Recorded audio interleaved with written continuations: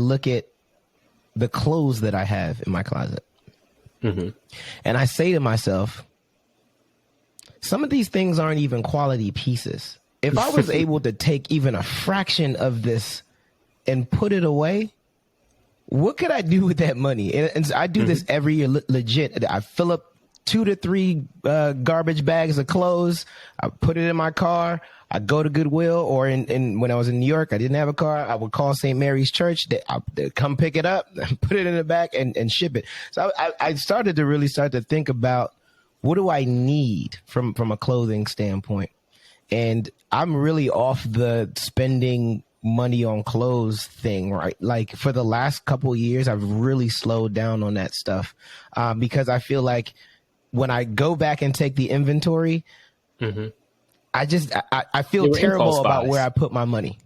Yes. And sometimes, so digging in that, and this is going to be odd for a man who owns a clothing company and very much profits off of design and people purchasing my clothes, to talk about this. But I think that's really important. And even personally, part of my financial discipline and stewardship is that every year I fast from spending on material things the first 6 months of the year. And y'all know this has been true for quite a few years now, where I account for every single dollar that first 6 months. And if I want to buy something, I sell something that I've not worn that has tags on it, or clearly I love sneakers.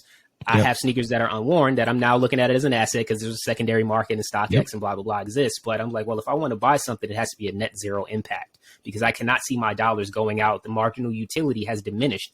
I don't need one more pair of shoes. I don't need one more pair of blah, blah, blah.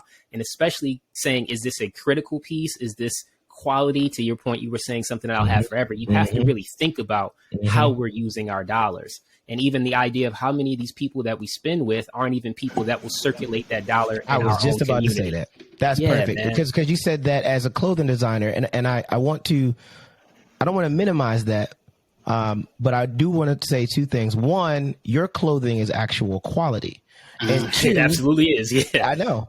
And 2, and I'm not just saying that because you're you and you mean what you mean to me. I'm saying that because that's factual. But 2, I think it's important. It doesn't feel as bad when you spend that money on those clothes and you know it's going to your community.